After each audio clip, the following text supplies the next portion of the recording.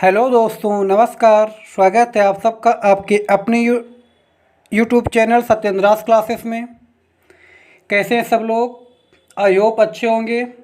जैसा कि आपको मालूम है, हम आपको ऑब्जेक्टिव के 25 क्वेश्चन कराते हैं प्रीवियस ईयर के जो एग्ज़ाम में पूछे गए डिफरेंट टाइप के एग्ज़ाम में, like NTPC, SSC, police, UPSI आदि। ठीक है, ऐसे क्वेश्चनों को हम आपको कराते हैं, प्रत्येक ऑप्शन को एक्सप्लेन करते हैं। चलिए आते हैं आज के पहले क्वेश्चन पर। क्वेश्चन है, लोक लेखा समिति के अध्यक्ष के रूप में कौन काम करेगा? आपको बताना क्या है, लोक लेखा समिति। ठीक है, इसे इंग्लिश में बोलते पीएसी। क्या बोलते? PAC, public accounting committee. क्या बोलते? पब्लिक अकाउंटिंग कमेटी इंग्लिश में। के अध्यक्ष के रूप में कौन काम करेगा? तो कौन काम करता है इसमें? करता है लोकसभा का विपक्ष का नेता। कौन करता है? विपक्ष का नेता करता है। ठीक है, अब देखिए इसकी नियुक्ति कौन करता है? लोकसभा में जो विपक्ष का नेता होगा इसकी नियुक्ति कौन करेगा? इसकी नियुक्ति करेगा लोकसभा का अध्यक्ष। ठीक है, इसका जो अध्यक्ष होगा उसकी नियुक्ति कौन करता है? लोकसभा का अध्यक्ष। जरा देखते हैं हम लोक लेखा समिति के बारे में। ठीक है, कि लोक लेखा समिति में कितने मेंबर होते हैं। देखिए, लोक लेखा समिति में कुल कितने मेंबर होते हैं? 22। कितने मेंबर होते हैं? 22। इसमें 15 और 7 होते हैं। 15 होते हैं लोकसभा के। किसके होते हैं? लोकसभा के। और 7 होते हैं राज्यसभा के। अगला क्वेश्चन है, चुनाव याचिका का निर्णय लेने का अधिकार किसके पास है? आपको बताना है चुनाव याचिका का निर्णय कौन ले सकता है, ये अधिकार किसके पास है? तो ये अधिकार किसके पास है? ये अधिकार है आपके चुनाव आयोग के पास। किसके पास है? चुनाव आयोग के पास है चुनाव याचिका लेने का अधिकार। अगला क्वेश्चन है, पत्थरों और चट्टानों में लगे पौधे क्या कहलाते हैं? आपको बताना है पत्थरों और चट्टानों में जो पौधे उगते हैं उन्हें क्या कहते हैं? तो उन्हें क्या कहते हैं? उन्हें कहते हैं शैलोदभिद। क्या कहते हैं? उन्हें शैलोदभिद कहते हैं। अगला क्वेश्चन है, आपको बताना है बिना एंजाइम वाला पाचक रस है। ठीक है, ऐसा कौन सा पाचक रस है जिसमें एंजाइम नहीं होता? तो कौन सा है? वो है आपका पित्तरस। कौन सा है? पित्तरस। स्किप मत करिएगा, इसके बारे में सुनिएगा। पित्तरस है। ठीक है, पित्तरस स्रावित कहाँ से होता है, मतलब ये बनता कहाँ है? तो ये बनता है आपके यकृत में। कहाँ बनता है? यकृत, मतलब लीवर में बनता है। और ये इकट्ठा कहाँ होता है? ये इकट्ठा होता है पित्ताशय में। कहाँ इकट्ठा होता है? पित्ताशय में इकट्ठा होता है। ठीक है, इसका पीएच मान कितना होता है? 7.7। कितना होता है? 7.7 इसका पीएच मान होता है। अगला क्वेश्चन है, विकसित भ्रूण। भ्रूण मतलब एम्ब्रियो। भ्रूण के अध्ययन को क्या बोलते हैं? एम्ब्रियोलॉजी। क्या बोलते हैं? इसके अध्ययन को बोलते हैं एम्ब्रियोलॉजी। ठीक है, हाँ। तो भ्रूण के प्रसव को वैज्ञानिक रूप से क्या कहते हैं? अब देखिए, भ्रूण जब बिल्कुल कंप्लीट हो जाता तो न्यू बेबी को प्रोड्यूस करता है। ठीक है, तो जब नया बेबी जब जन्म लेगा तो उसे क्या बोलते हैं? प्रसव बोलते हैं। अब जब भ्रूण जब विकसित नहीं होता, विकसित ना हो और वो मतलब प्रसव हो जाए, ठीक है, तो उसे क्या बोलते हैं? उसे बोलते हैं गर्भपात बोलते हैं। अगला क्वेश्चन है, आर्सेनिक प्रदूषण से होता है। आपको बताना है आर्सेनिक प्रदूषण से क्या होता है। ठीक है, पहले देखते हैं आर्सेनिक के बारे में। आर्सेनिक का संकेत होता है एएस। क्या होता है? एएस इसका संकेत होता है। इसकी परमाणु संख्या होती है 33। कितनी होती है? 33। क्वेश्चन है, इसके प्रदूषण से कौन सा रोग होता है? तो कौन सा होता है? ब्लैक फुट रोग। कौन सा रोग होता है? ब्लैक फुट रोग। ये जानवरों में ज़्यादा होता है। कभी कभी इससे आपका त्वचा कैंसर और फेफड़ा कैंसर भी हो सकता है। अगला क्वेश्चन है, कार्बन डाइऑक्साइड के वातावरण में लोगों की मृत्यु हो जाती है, इसका कारण है। ठीक है, आपको बताना है कि अगर हम कार्बन डाइऑक्साइड के वातावरण में रहेंगे तो हम लोगों की मृत्यु हो जाएगी। क्यों? तो क्यों होती है? इसकी मृत्यु होती है या ऊतकों को नष्ट कर देती है। किसको नष्ट कर देती है? ऊतकों को। ऊतकों को नष्ट कर देती है। ऊतकों के अध्ययन को क्या बोलते हैं? हिस्टोलॉजी बोलते हैं। क्या बोलते हैं? हिस्टोलॉजी बोलते हैं ऊतकों के अध्ययन को। अगला क्वेश्चन है, बुलंद दरवाजा का निर्माण करने वाला, यहाँ पर होना चाहिए कराने वाला। ठीक है, बुलंद दरवाजा का निर्माण कराने वाला मुगल शासक था। चलिए बताइए किस मुगल शासक ने आपके बुलंद दरवाजा का निर्माण करवाया है? तो किसने करवाया है? अकबर ने करवाया। कहाँ किसने करवाया है? अकबर ने। अब ये बुलंद दरवाज़ा कहाँ पड़ता है? ये पड़ता है आपका फतेहपुर सीकरी में। कहाँ पड़ता है? फतेहपुर सीकरी में। इसका निर्माण उसने कब करवाया था? इसका निर्माण 1572 ईस्वी में। कब? 1572 ईस्वी में गुजरात विजय के उपलक्ष्य में करवाया था। किसके उपलक्ष्य में? जब उसने गुजरात पर विजय प्राप्त की थी तब उसने बुलंद दरवाजे का निर्माण फतेहपुर सीकरी में करवाया था। अगला क्वेश्चन है, किसी सरिता, सरिता मतलब नदी, किसी सरिता में अपरदन की दर न्यूनतम होती है जहाँ, अपरदन समझ रहे होंगे ना, यानी कि जहाँ से मिट्टी का कटाव करके ले जाती है। ठीक है, तो बताना अपरदन की दर न्यूनतम होती है जहाँ, जहाँ क्या होता है? जहाँ पर चौड़ाई ज़्यादा हो। क्या हो? चौड़ाई ज़्यादा हो। देखिए चौड़ाई ज़्यादा होगी तो जो पानी का बहाव होगा वो क्या होगा? धीरे हो जाएगा। जब धीरे हो जाएगा तो जो अपरदन होगा वो क्या होगा? कम होगा। तो आंसर क्या होगा? चौड़ाई ज़्यादा हो। अगला क्वेश्चन है, समुद्र की लहरों में भंडारित होती है। देखिए जो समुद्र की लहरें हैं, कभी आप बीच पे गए होंगे तो देखा होगा, समुद्र की लहरें जो उठती हैं उनमें आपको बताना है कौन सी ऊर्जा होती है। तो कौन सी ऊर्जा होती है? उसमें गुरुत्वीय स्थितिज ऊर्जा होती है, गतिज ऊर्जा होती है, द्रव चलित ऊर्जा होती है। मतलब क्या होता? तीनों प्रकार की ऊर्जाओं का संयोजन। आपका ये ऑप्शन सही हो जाएगा। Option number D is right. अगला क्वेश्चन है, बीज के अंकुरण की एक अनिवार्य विशेषता किसकी मौजूदगी है? आपको बताना है बीजों के अंकुरण के लिए सबसे ज़्यादा आवश्यक कौन सी चीज़ होती है, या किस चीज़ की आवश्यकता सबसे अधिक होती है? तो किसकी होती है? होती है सबसे ज़्यादा जल की। किसकी होती है? सर्वाधिक आवश्यकता होती है जल की। बिना जल के आपका कोई भी सीड्स जर्मिनेट नहीं कर सकता, अंकुरित नहीं हो सकता है। आंसर क्या होगा? जल। Option number D. अगला क्वेश्चन है, स्पर्श रोम किसके शरीर में पाया जाता है? आपको बताना है जो स्पर्श रोम होते हैं ये किनके शरीर में पाए जाते हैं? तो ये किसके शरीर में पाए जाते हैं? ये पाए जाते हैं आपके कीट के। किसके? कीट के शरीर में आपके पाए जाते हैं स्पर्श रोम। आंसर क्या सही होगा? कीट। ठीक है, स्पर्श रोम किसके पाए जाते हैं? कीट के पाए जाते हैं।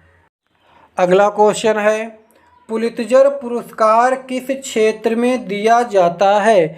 चलिए बताइए पुलित्जर पुरस्कार किस क्षेत्र में दिया जाता है? तो ये दिया जाता है आपके पत्रकारिता के क्षेत्र में, सबको मालूम होगा।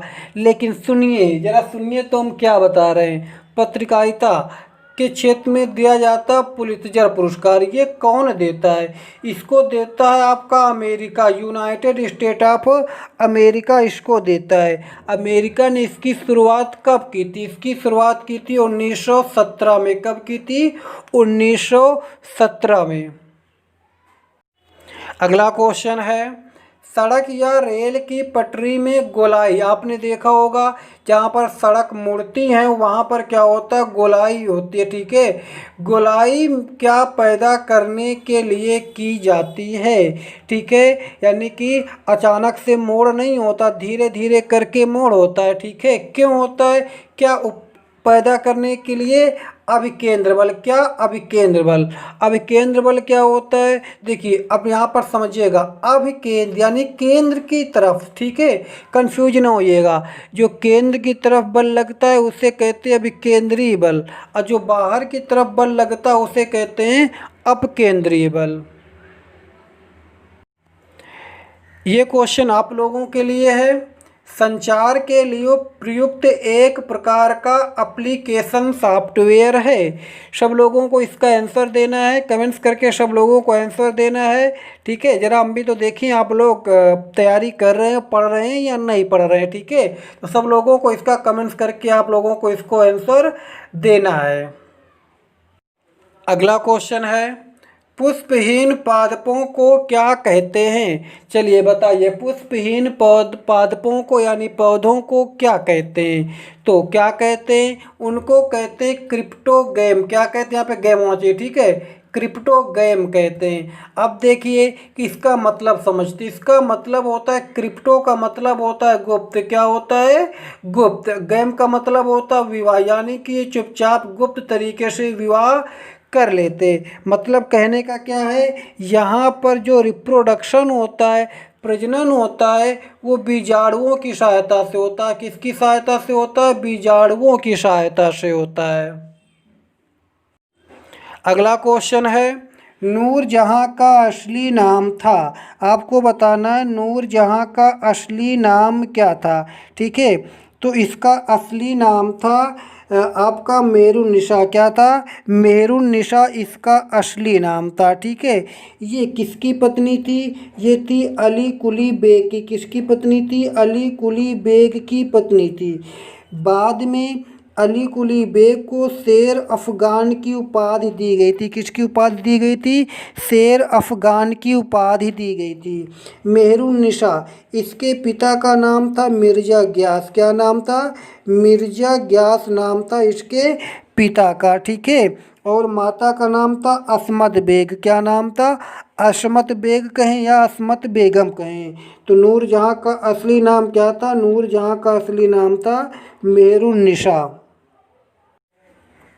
अगला क्वेश्चन है, प्रस्तावना के अनुसार परम शक्ति किसके हाथों में होती है। ठीक है, आप बताइए सोच के कि परम शक्ति किसके पास होती है।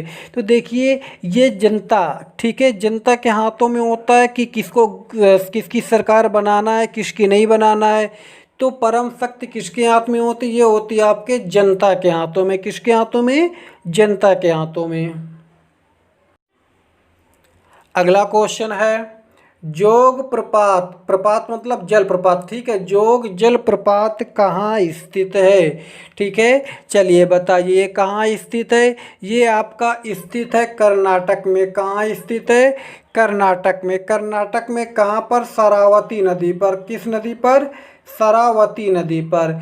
इसको गरसोप्पा भी कहते हैं। क्या कहते हैं, गरसोप्पा जलप्रपात भी कहते हैं। इसकी ऊंचाई कितनी है, इसकी आपकी ऊंचाई है 254 मीटर। कितनी है, 254 मीटर इसकी ऊंचाई है।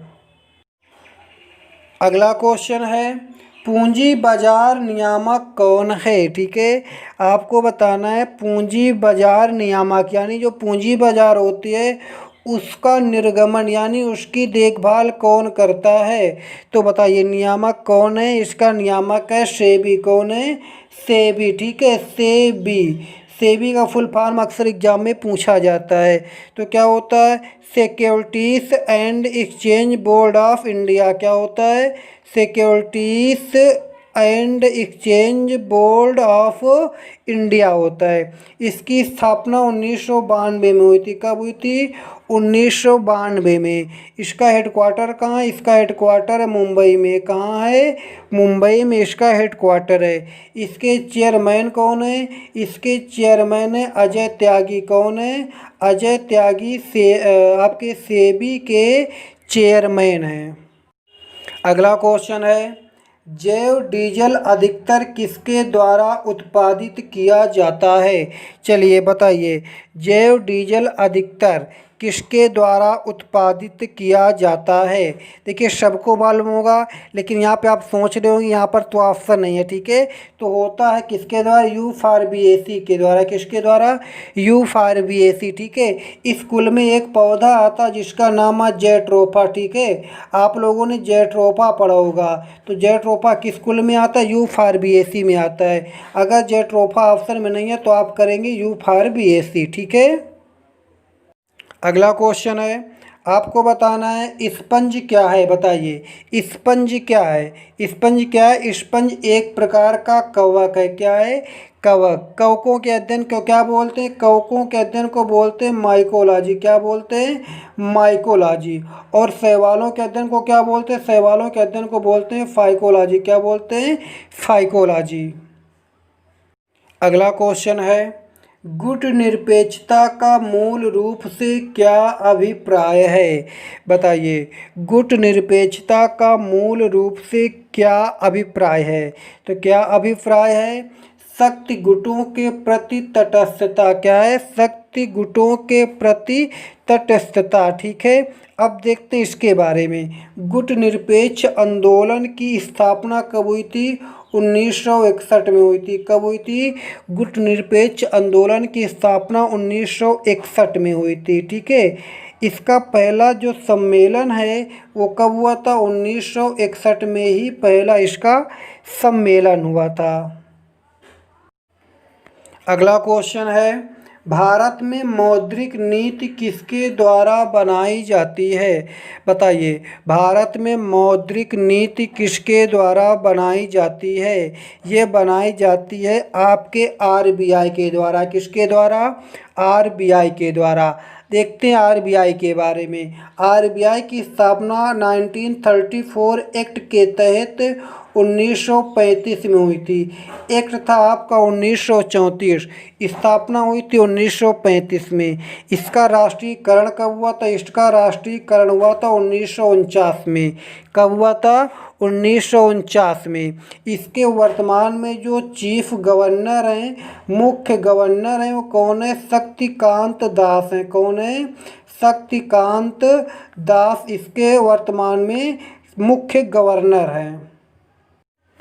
अगला क्वेश्चन है, एक फ्लॉपी डिस्क में कितना डाटा स्टोर किया जा सकता है? आपको बताना है एक फ्लॉपी, ठीक है, एक फ्लॉपी डिस्क में कितना डाटा स्टोर किया जा सकता है? चलिए बताइए कितना स्टोर किया जा सकता है? 1.44 MB। कितना? 1.44 MB डाटा स्टोर किया जा सकता है। अगला क्वेश्चन है, एक फ्लॉपी डिस्क में कितना डाटा स्टोर किया जा सकता है? आपको बताना है एक फ्लॉपी, ठीक है, एक फ्लॉपी डिस्क में कितना डाटा स्टोर किया जा सकता है? चलिए बताइए कितना स्टोर किया जा सकता है? 1.44 MB। कितना? 1.44 MB डाटा स्टोर किया जा सकता है। आज का ये लास्ट क्वेश्चन है। सब लोग कमेंट्स करके बताएंगे क्वेश्चन कैसे रहते हैं। और हाँ, जो लोग पहली बार चैनल पे विजिट करें सब्सक्राइब कर लें, साथ में बेल आइकन को प्रेस कर दें, जिससे उनको इस प्रकार के क्वेश्चन कंटिन्यू मिलते रहें। और अधिक से अधिक शेयर भी करें, लाइक भी करें, ठीक है।